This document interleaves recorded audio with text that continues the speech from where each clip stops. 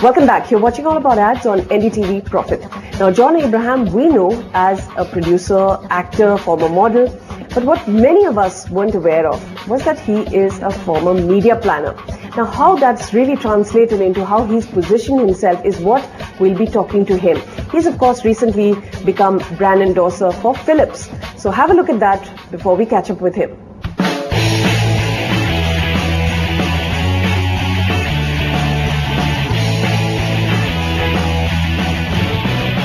John, pleasure having you on All About Ads. You're a brand endorser. Besides being an actor, former model, you're also a producer. But what not very many people know is that you actually started your career being a media planner. Yeah. Yeah? With Enterprise Nexus, right? Yeah. So we'll talk a little bit about that later. But let's talk about this male grooming industry. You are now endorsing Philips. So just very quickly, tell us a little bit about what made you pick this. Well, I picked this brand and I picked this product because I use this product, and I used to use a Philips Norelco product. A lot of people ask me why my facial hair is maintained at a certain length all the time. And I said, listen, I've got a magical instrument in my hand, and that's a trimmer that I can adjust to a certain level, and I, maintain my facial hair at that level. So when Philips approached me to endorse this product, I was very excited because I said, hey, here's a product that I looked around at every airport in the world to buy, and thankfully it's available at my doorstep, and that's why I'm here sitting in front of you. Okay. Now, you've sort of become the poster boy for male grooming because we do see advertising, whether it's Garnier, whether it's, you've made it trendy to almost all Indian men. Men were, as cliche as it may sound, to a large extent very chauvinistic, and the way they used to approach a lot of things way in the past. Today men are far more accepting, far more linear, and it's easier, trust me, it's easier to convince a male consumer than a woman to a large extent. And male products, which I thought there was a point of time probably in my life, I said, hey, listen, doing a manicure and pedicure isn't a feminine thing, is a feminine thing.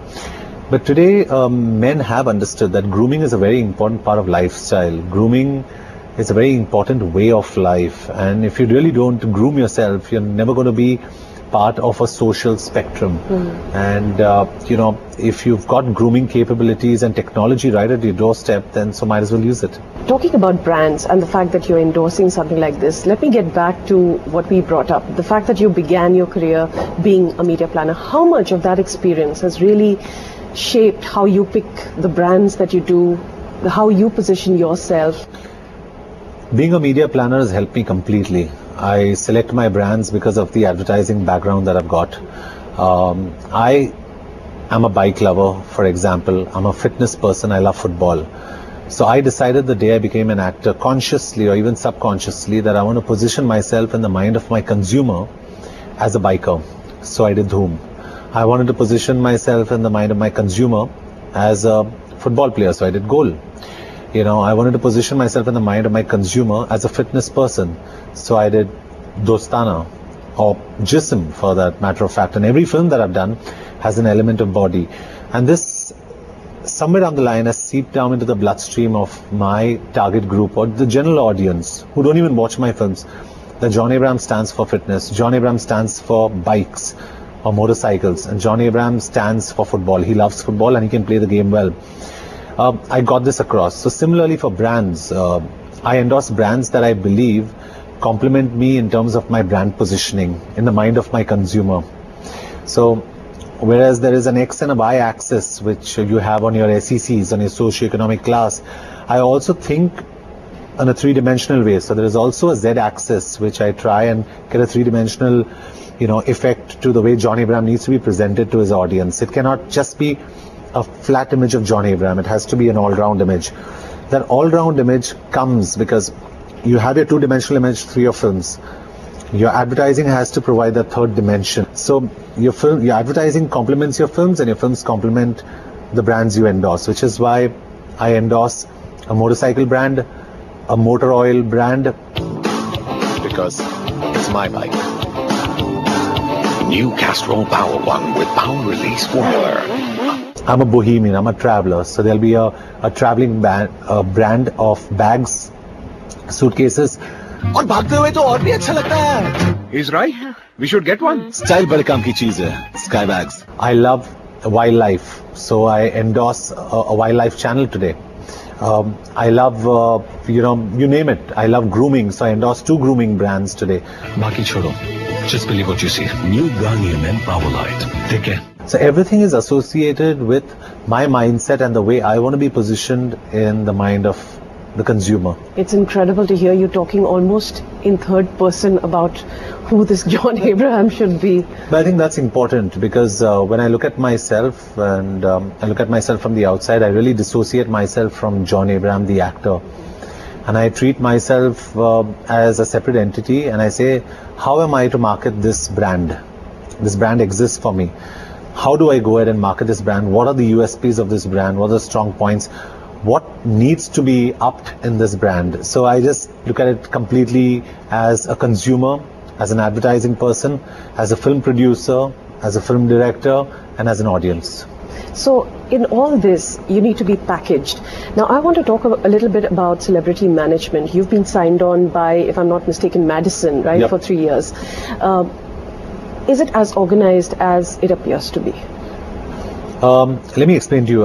Sam Balsara is a hero for me in a lot more ways than one, and I think I'm a person who's grown up on certain heroes, and I was just very excited to be sitting with Sam Balsara in his office while he's talking.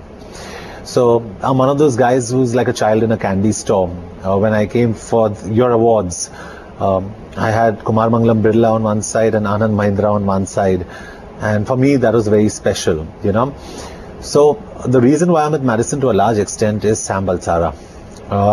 Is celebrity management organized, to answer your question? We've still got a long way to go, but that's the system as a whole. You can't. I think Madison, to a large extent, the vertical that handles my work is called MATES, Yes. Madison Advertising Team Entertainment Services. But I think they're pretty organized because they come from a large structure. A lot of the celebrity management people around are brokers, and they behave like brokers. And it's unfortunate, but now you don't know whether the chicken came first or the egg came first. In India, there's a certain way of approaching certain brand managers. In India, there's a certain way of approaching certain producers. Now we've kind of inculcated a system where we approach them in a very callous manner, to put it down to a very layman, if I need to pinpoint it. And what we see brand managers or celebrity managers sitting next to us, recommending, me being a producer, recommending a certain actor or an actress for a certain brand, and when that doesn't work out, they say, then why don't you take this one? So there's no sense of commitment to even certain people, to the talent they have. And I'm not speaking across the board, but it's the same across everywhere. I don't mean to sound condescending. I think we've got very able managers, we've got very able celebrity management outfits, but within our scheme of things, they work well. You put them out in the world, I don't know how they're going to survive. Is that something that your own company you're planning to do, right? You want to start it as a vertical. I would start it as a vertical, but I'd started as a vertical at a point of time where I think I'm capable enough of doing so. At this point of time, JA Entertainment is only one film old. I have a second film, Madras Cafe. Now, if Madras Cafe is not good enough, people will point a finger at me. Madras Cafe has to be good.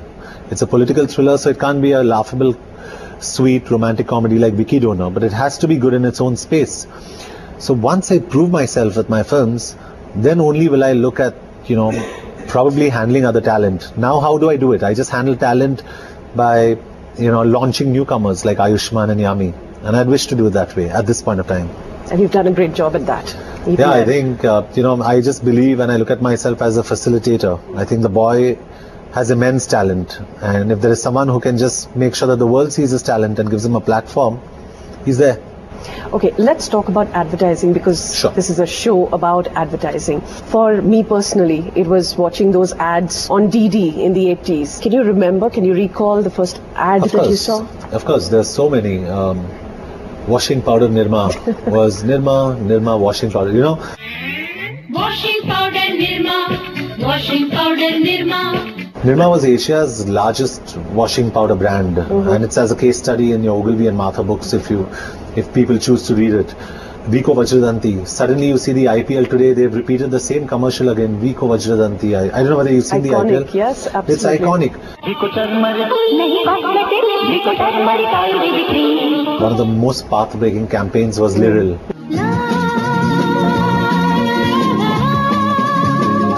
She broke the stereotype at that time. She broke the stereotype at that time. And Absolutely. So did any of these ads manage to convince you to buy a product at that time?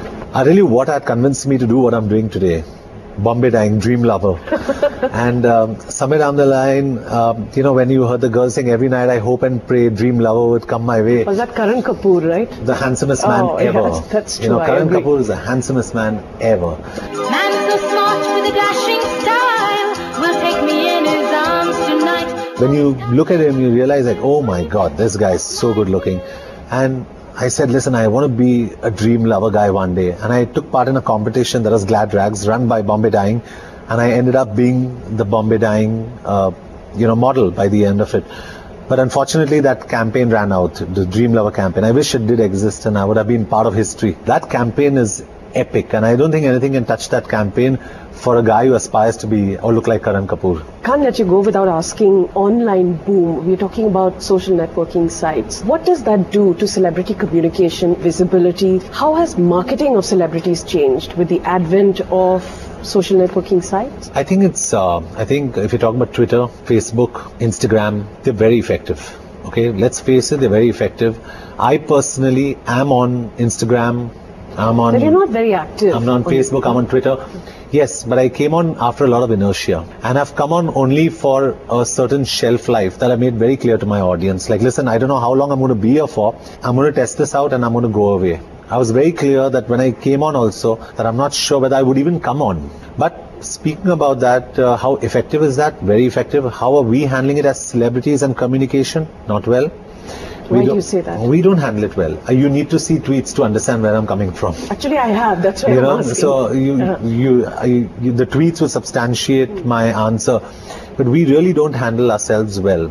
We need, and that's where celebrity management comes into play. To answer your third question, that how important is it to have the right celebrity manager? The celebrity manager should have a 360 job of really handling your life outside of your personal life. Maybe even literally there. And social networking is one of them. And we don't have the best advisors on this. We need that. Mm-hmm. Well, we could carry on, but... I could carry on. I love advertising. Yeah. I wish to catch your program all the time, so I'm happy I'm here. It's an honor. We hope to see you soon, right? Yeah, I would love to come back again and discuss ads again. Yes. Thank you. Thank you.